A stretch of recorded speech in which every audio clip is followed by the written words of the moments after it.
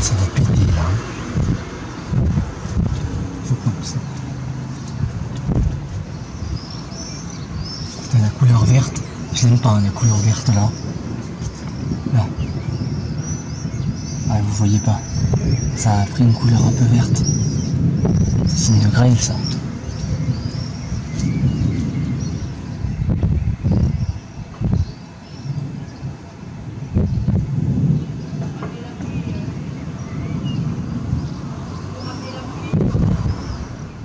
C'est noir, hein.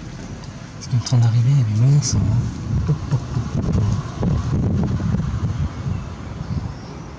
La base là, vous voyez là, ce qui est en train d'arriver là. Le reste, il arrive par là. Hein. Ça va péter là. J'espère qu'il n'y a pas trop de grêle, hein, parce qu'il y avait de la grêle là-dessous.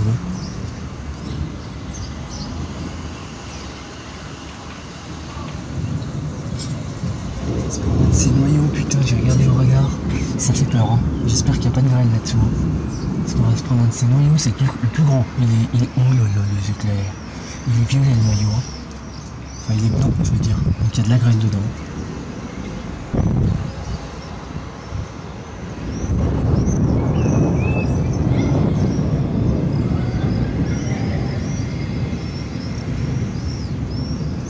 Ça tonne. Hein. Je vois pas beaucoup de flash, mais là j'ai vu un mec là. Putain, ce qui est en train d'arriver. Je sens qu'on va prendre cher les mecs. Sérieux. Ouais, ça va péter les mecs là. Mais là, ce qui arrive,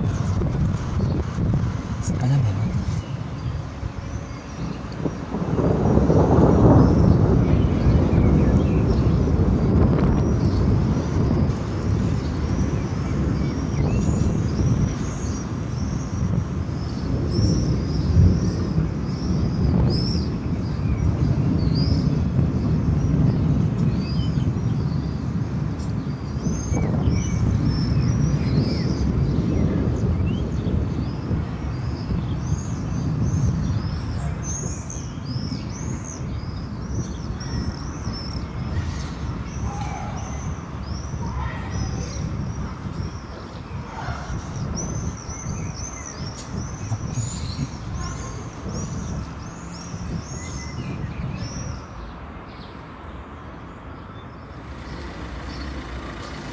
Regardez-moi ça, là, ce qui est en train d'arriver là, c'est un énorme rideau de précipitation. Et il y en a un autre qui arrive sur la gauche.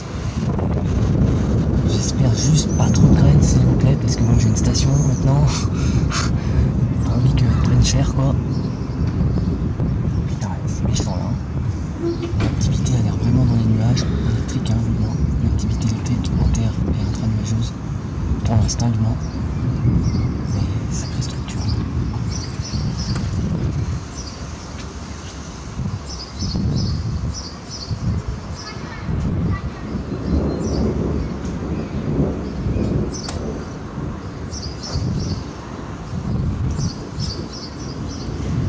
J'arrive à très grande vitesse. Ouais, il se montre très actif électriquement aussi. J'ai mis une GoPro de l'autre côté, bon je sais pas trop la durée, combien de temps ça va filmer. On verra bien. En tout cas là, c'est un bon visionnage.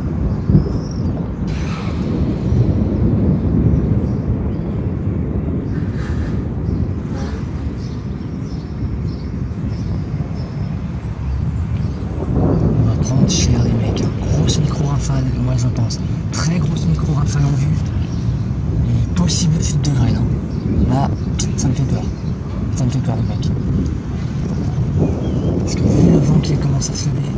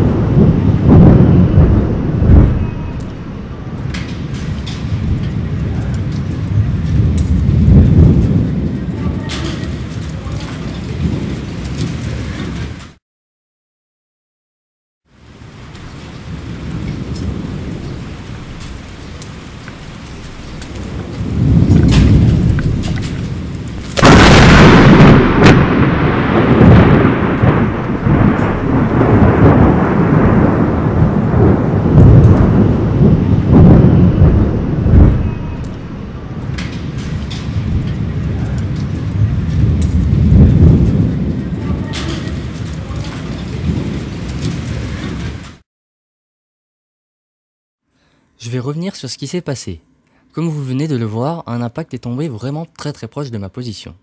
J'estime cet impact environ entre 5 et 20 mètres. Pourquoi ? Il est pour moi encore impossible de dire exactement où il est tombé, car je ne l'ai pas vraiment vu de mes propres yeux.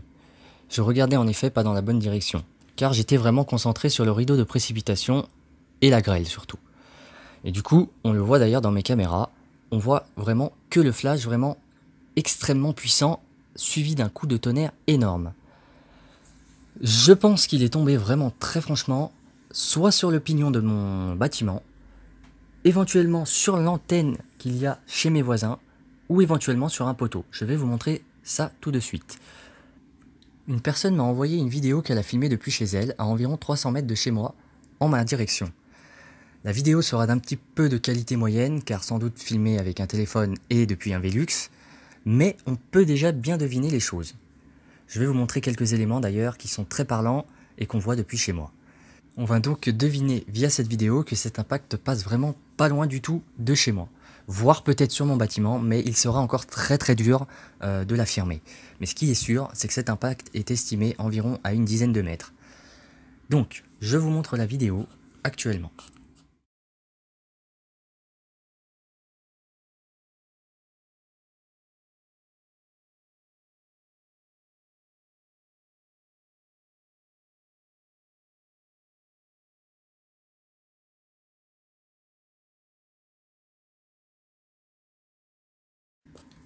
Sur celle-ci, nous allons distinguer, je vous montre, deux arbres. Deux arbres que je vois depuis chez moi. C'est très dur de les distinguer, mais on les distingue bien. Je vous mets une photo de la vue que j'ai depuis chez moi sur ces mêmes arbres. La voici. Donc, vous constatez, ici, il y a un arbre, une sorte de pin, qu'on voit donc sur la vidéo. Et à côté, nous avons un éventuel sapin ou un cyprès, enfin, on distingue donc bien cela. Pour bien vous montrer encore un petit peu plus net la vue éventuelle qu'on peut avoir, je vais vous montrer une vue Google Maps qui va vraiment vous montrer de quoi je vous parle. Voici la fameuse vue Google Maps. Donc nous apercevons bien les deux arbres que je vous citais juste avant. Il y a le sapin, qu'on semble deviner donc sur la vidéo, mais aussi le gros pin ou le sorte de pin que je vous disais. Ensuite, vous voyez, il y a un amas d'arbres qu'on devine aussi un petit peu, mais qu'on voit moins puisqu'il y a effectivement un bâtiment juste à côté, qui peut un petit peu nous cacher la vue de ces deux arbres d'après la vue qui a été prise d'environ à peu près par ici, derrière dans un bâtiment par ici. Voilà. Donc revenons ici, on aperçoit que l'impact lors de sa chute, il semblerait tomber à peu près ici par ici. Ce qui coïnciderait donc éventuellement avec pas mal de choses. On voit déjà clairement que ce n'est pas ce sapin qui est touché par l'impact, puisqu'il tombe à côté. Alors, plusieurs possibilités s'offrent à nous. Éventuellement, un de ces arbres aurait pu être touché, c'est vrai. Mais le souci, c'est que ça aurait été vrai si c'était l'année passée, parce que cette image que je vous montre de Google Maps date de juin 2018. Mais à l'heure actuelle, la plupart de tous ces arbres ont été rasés, puisqu'il y a un projet de construction d'immeubles ici même. Je vais juste vous faire un petit balayage quand même, en allant sur la face, donc ici, pour vous montrer avec la photo que j'ai fait en avril et l'année passée, il y a une grosse différence, hein, vous allez voir, vous allez reconnaître un petit peu. Donc vous reconnaissez quoi? Vous allez reconnaître cette maison, mais vous allez voir tout de suite après, je vous remonte la photo.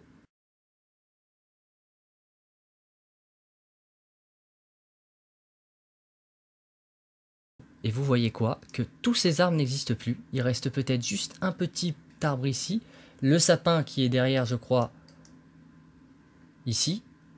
Et ensuite, ils ont conservé donc le gros pin qui est derrière, donc ici.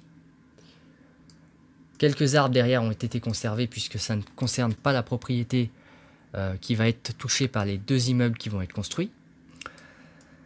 Et donc voilà, donc la plupart de tous ces arbres n'existent plus, hein. Tous ces arbres n'existent plus, mais il en reste encore un tout petit bout derrière, donc j'ai pas de preuve actuelle, là j'ai pas de photo de ce côté que je peux vous montrer actuellement, mais je pourrais vous le prouver très facilement si jamais vous avez besoin de preuves. Je peux vous y prouver dans les semaines qui suivent, hein. Je vous fais une photo et je vous y montre. Vous verrez que la plupart de tous ces arbres n'existent plus, il doit rester juste peut-être celui-ci et les arbres qui sont derrière, bien entendu, avec le pin qui est ici et le sapin que nous voyons toujours. Ça existe toujours puisque vous voyez que la propriété s'arrête ici. Mais la plupart de tous ces arbres n'existent plus. Hein. Je tiens vraiment à le signaler parce que vous allez me dire, ah oui, bah non, bah c'est que c'est un arbre ici qui a été touché. C'est possible qu'il y ait encore celui-ci qui a pu être touché, puisqu'on l'a vu sur la photo, il est encore existant.